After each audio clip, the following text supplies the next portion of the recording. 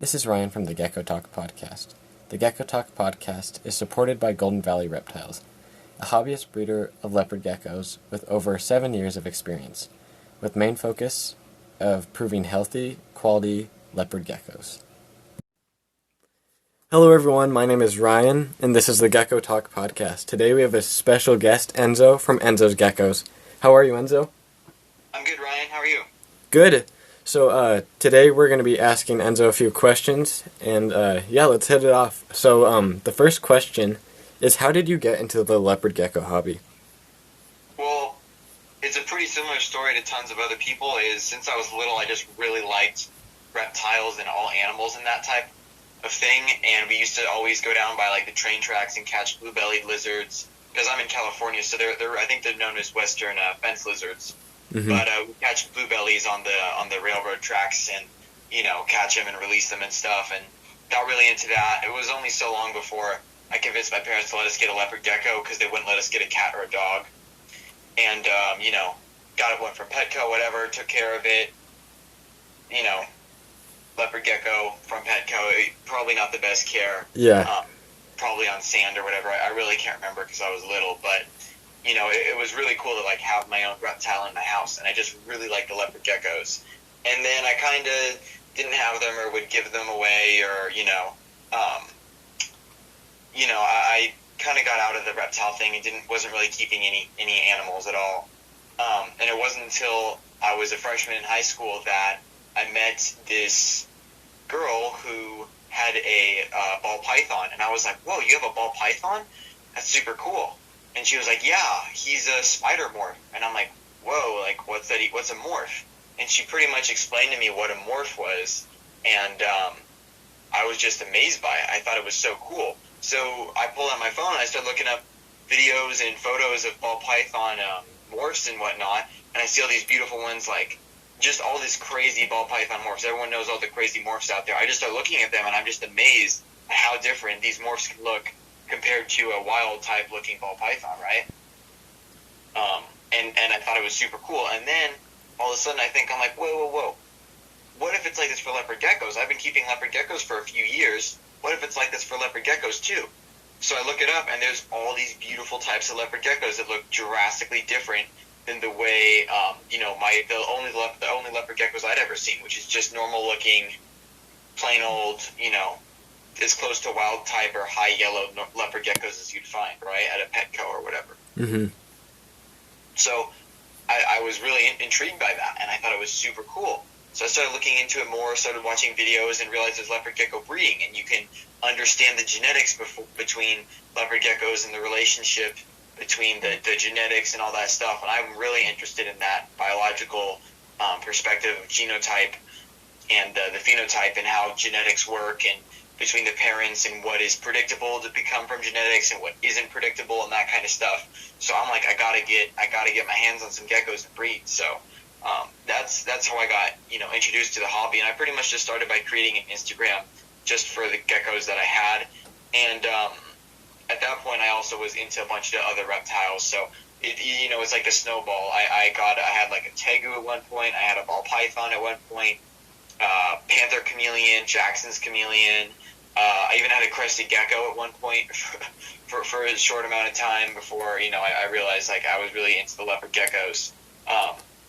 But I just loved all these reptiles and stuff, and I really decided to focus on leopard geckos. At one point, I kind of had the idea of breeding ball pythons, leopard geckos, and crested geckos all at the same time. But it wasn't too long after that I really realized I just need to specialize and get more specific and just do one species before I start too big. So I just tried to buy from reputable breeders and kind of get a name for myself in the hobby. That's when I started making YouTube videos and teaching people stuff I was learning while I was learning it, and to get other people more engaged and stuff. And I just ended up spiraling into a bigger community for me to be more well known, and for me to have a YouTube channel and all this stuff. So it turned out pretty good. I don't think I would have expected all the great things to happen. If I don't know what would happen if I hadn't have kept going with everything. Yeah, and I think that was cool how you did the YouTube channel and stuff like that, because I remember watching you right when you came out, and Oh, yeah, I remember, certainly. I remember seeing your comments on, like, after I had, like, 60 subscribers or something. I was like, yeah. there's other people out there like me, it's really cool. It builds such a community, and you just realize all this stuff. I mean, I'm from, I'm from California, the Bay Area, and I had a comment today on my newest video about some kid who's a teenager in the Bay Area, and he wants to get into breeding leopard geckos, and I'm like, wow, like, there's so many people so similar. So it just, like, you just realize that there's, there's really a community out there. And it's bigger than you think, because, like, people probably, once they come in, they're like, oh, Totally. you like reptiles, that can't be too big. But then you go to a show. Right. There's a lot of people at a show. I know, and there's people who go to shows who don't know reptiles or never seen one or whatever. I mean, I forgot to mention that in my story of how I got into the hobby, but we went to a show and I just saw these beautiful animals, and it's just amazing. I mean, it's literally like it's like watching your favorite athlete. It's like watching your favorite athlete in a baseball game or in a basketball game, or it's just like you're just so amazed by all the things you're seeing that you're like, wow, this is just so cool. Yeah, just walking down captivated. I think I saw a Galapagos tortoise, which there's only something like 4 or 5 of them in the U.S. with like permits and stuff, and to be like, wow, I saw a Galapagos tortoise for sale, like that's insane.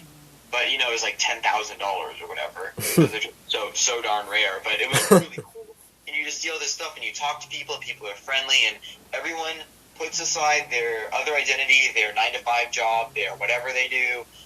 They're being a husband, a wife, whatever they may be, puts it all aside, and they're in their reptile world, and becoming a part of that is just so cool to totally be fascinated by that and share that passion with other people. It really sets it aside from like a hobby, and it really puts like the community in the hobby, right? Like there's some hobbies that you can just do by yourself. Maybe you build models or whatever of certain things, and you have this collection of all these models that you build. But when you're in the leopard gecko world, and it's become so social and such a community, and just the reptile world in general, it's just amazing. It's just incredible. Yeah. Well, how about we move on to the second question? Yeah. So, Enzo, for the second question, being young in the hobby and stuff, how did you situate yourself, as a breeder, but also just as yourself in the hobby as a whole? That's a really great question.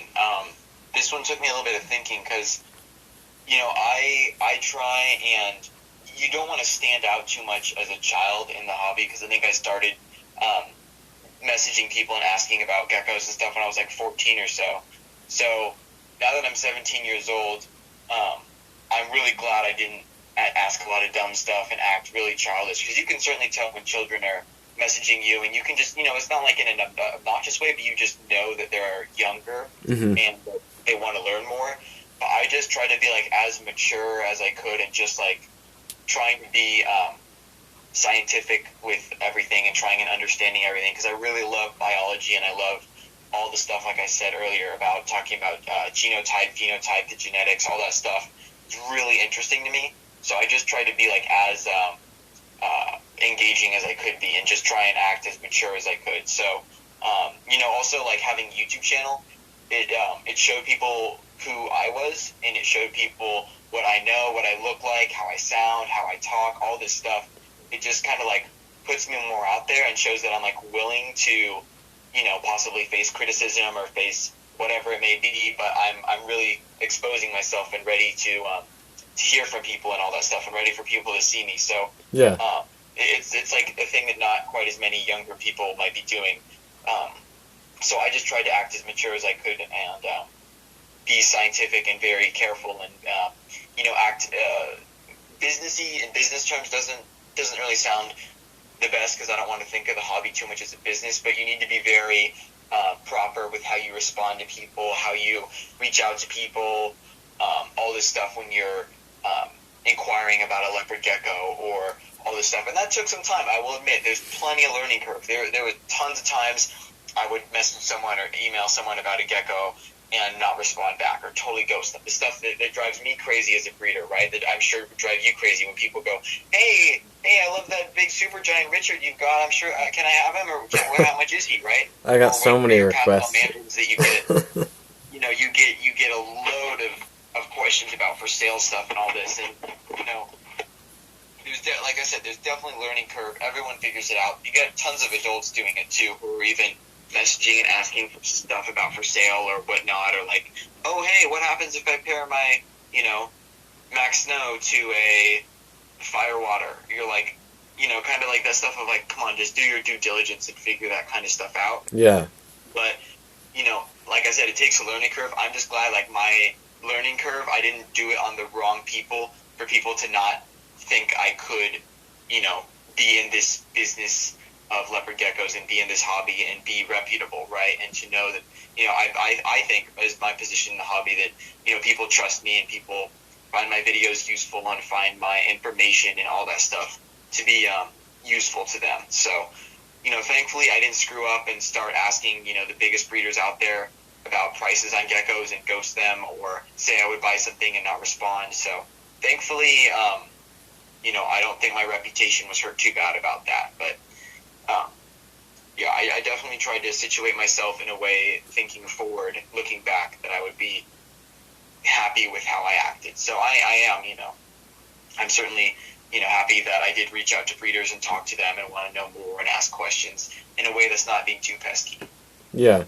And I think also, you know, being younger, you're also really excited when you talk to breeders and stuff like that. The excitement is off the charts. I mean, some person with 5,000 Facebook likes or whatever responds to your message about one of their geckos, and it just like I said, it feels like you have like a professional athlete. You're talking to a professional athlete. You know, like I loved, you know, for me, like Chris from Suburban Geckos, I loved watching his videos, and I loved seeing the geckos he was cleaning and that kind of stuff. And he was like a hero to me. I just loved the information he was putting out there and the geckos he was showing and everything, and the way he, you know, he's very professional. And then nowadays, Chris and I are buddies, and Chris and I talk normally, but it's like your legends become your friends. It's like, it's really cool. Yeah. I mean, I remember watching his videos once he, you know, when he still did YouTube. Yeah. And it was just, I like the way that he presented himself, and that's how I think kind of pushed me to be, you know, be a little bit more professional when I talk. Right, totally. And I think, you know, that, for a younger audience too, I think for them watching someone like that, over time, you know, you understand genetics and all that, but then you want to get into, like, becoming a breeder. I think watching Chris was, like, is like, probably one of the best examples that you can say as far as how you want to act. Of course. And Evan from Decked Out Geckos, I mean, not only is Evan very, very respectful and careful, and, you know, he acts really appropriately, but he also brings people on the show that are really reputable, and that's what's so great about Strength and Leo's, is, like, he's very intentional with who he brings and how they talk and all this stuff. Mm-hmm. He doesn't bring some crazy nobody who no one's ever heard of spouting out all this stuff that you're like, what is this person even talking about? You know, he brings very established, well-known people onto the show. Yeah. To talk about. So Evan's also a great, like, not only Evan, but all the people Evan talks to. And you can also go back to, like, his old podcast and listen to how he talks to people then and now, and you're like, hey, even Evan had a learning curve of, like, how to talk to people and how to interview and all this stuff. It's really cool to see. Yeah. Or to hear, I guess. Yeah, it's cool to watch, you know, people grow too, and that's why I like, you know, watching your YouTube channel for one, because, like, you get to see someone around your same age and see them something that you're interested in, you know, and it's just cool. You get to meet people who are just like you. Yeah, you're totally right. And in fact, you could meet someone who's completely different than you, mm-hmm. but just this one shared interest for something like breeding leopard geckos is enough to tie you together and to create a great friendship. I mean, it's really cool. Yeah. Well, how about we move on to the third question now? Yeah, sure thing. So, Enzo, for our last question, how does the hobby affect your life as a breeder, but also, not only as a breeder, but outside of, you know, just purely breeding, I guess? Yeah, so, well, unfortunately this year, or I guess last year in 2020, I did have to come to the really difficult decision to stop breeding and to leave the hobby. It was just a little bit too much for me to be breeding leopard geckos while doing school at the scale I was. I'm sure I could have had like 1 or 2 pairs, but having 7 or 8 laying females just became a little bit too much. And, that turns into tons of hatchlings too, and then the male geckos and the females that aren't laying, and then you end up having 50 geckos that you need to take care of. And I know some people have 1,000. I mean, I think John Scarborough from Gecko Boa has 1,000 hatchlings a year, just under 1,000 or something like that. But that's what he does full time, and I'm 17 years old. So unfortunately, like I said, I have to come to the decision to stop breeding, and the geckos just were occupying my mind a little bit too much and me worrying about them, because I don't tend to be more pessimistic, but I tend to worry more and think of like a worst case scenario. So if an egg's on day 62 and it hasn't hatched yet, I start to get more worried about it and think about it more, or if there's a gecko that won't eat or whatever. And when you have one gecko and it doesn't eat, or one gecko and it might have a problem, it's one gecko and you can manage that. But when you have 40 geckos and maybe one of them isn't eating, or one of them is having shedding problems, or one of them that, and all this stuff is going on there, there's so much going on at once that it becomes overwhelming. And at that point, it just felt like a little bit too much for me to be managing along with everything else, because I still, like I said, I have a job, I'm a student, I'm going to be going to college, I'm going to be going to college next year, all this stuff that is just factored into me making that decision to leave. Mm-hmm. But, I still want to go to reptile expos, and I'd love to meet more people because of my YouTube channel and on Instagram. I didn't realize until recently, but I've got so many Bay Area people who are recognizing me now and knowing me now, and will be showing up to these expos in San Jose, in San Francisco, in Santa Rosa, Fresno, Pleasanton, all these places near me that they're actually going to be showing up to, that I can meet these people in person or meet these people. So, I really love to have somebody recognize me as Enzo from Enzo's Geckos or something at an expo, or to introduce myself as Enzo from Enzo's Geckos, because it would just be really cool to even see that community in person, because, being a breeder, you make all these friends and all these connections. Like, I've got friends in Spain, I've got you up in Washington, got tons of friends in Los Angeles, but I haven't met anybody, right? That's the whole thing of there's all these breeders, but we haven't really met any of them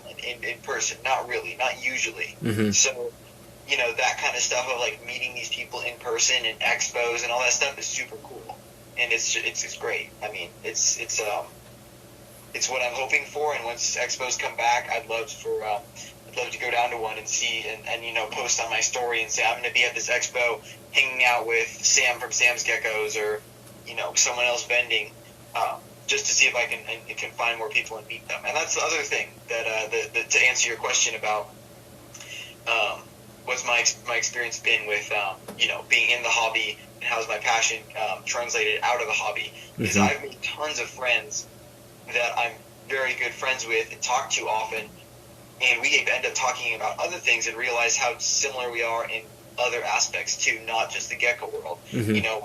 I mean, you and I were literally just talking about Star Wars.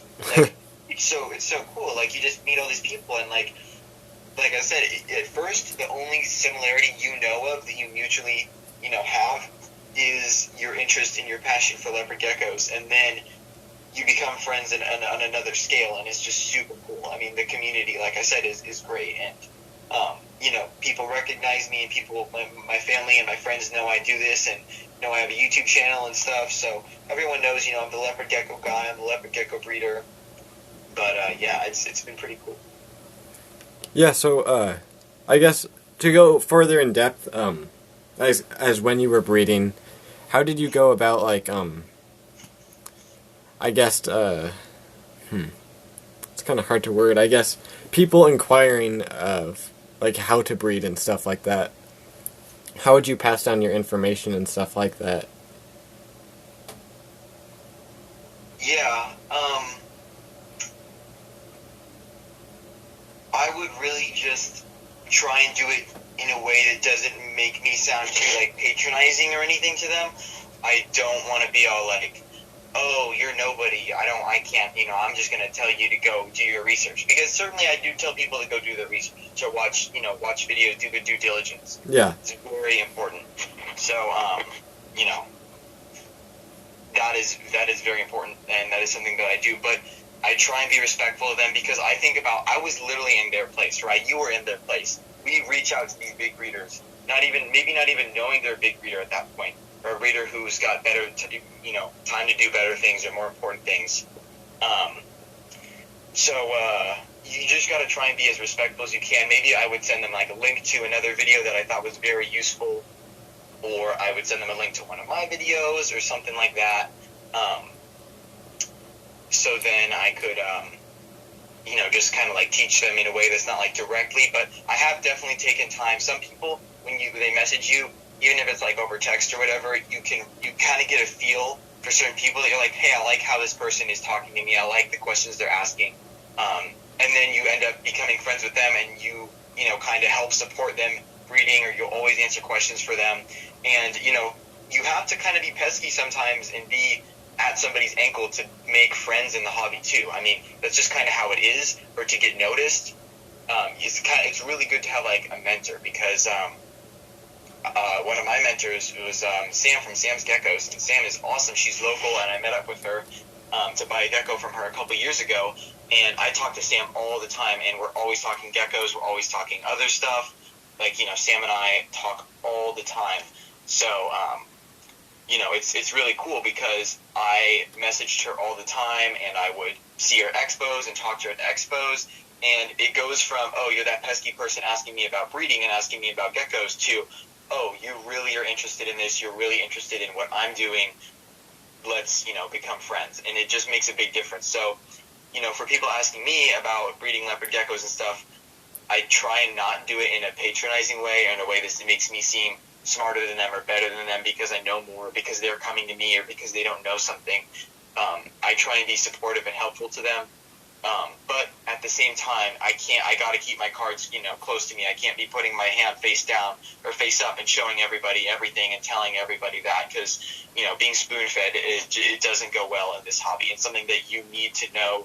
Your genetics, your morphs, your breeders, all that stuff is really important. So, yeah. You don't want to breed, but it's really great to have a hand to hold, and someone to kind of like help you walk down the journey of leopard gecko breeding. Yeah. Well, if that makes sense, I don't want to get too analytical and stuff, and start doing analogy and everything, but I hope that makes some sense. Yeah. Well, here, Enzo, let's start doing the closing. All right. All right. So, Enzo, I want to thank you for, being on the podcast, and I think it's, cool that you wanted to do this and stuff. Yeah, thank you, Ryan. Yeah, so, just thank you and stuff like that. And I know a whole bunch of people ask this, that probably have asked you. Do you think you're ever going to come back? I actually do get asked that quite often. Mm-hmm. At this point, I really don't know. To be completely honest, I don't want to give everybody a bunch of hope, but I also don't want to give everybody a flat-out no.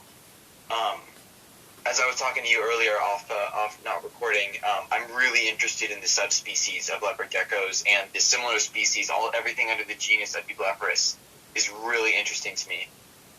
So, I only have a Eublepharis hardwicki left, which is, a common East Indian leopard gecko, and I'm just captivated by her, and she's super cool. So, if I would start breeding, I might go down the route of getting, hardwickis, mainly, and maybe trying something like a Eublepharis angremanu or Eublepharis fuscus, maybe, and then have one common leopard gecko group of just clowns or something like that. I'm not quite sure yet, to be completely honest with you, but I would like to. I just don't know where my future is going to be taking me. Yeah, and wherever your future, leads you to, I wish you luck, because I've been friends with you for a while. Yeah, I remember. Ryan, I appreciate that.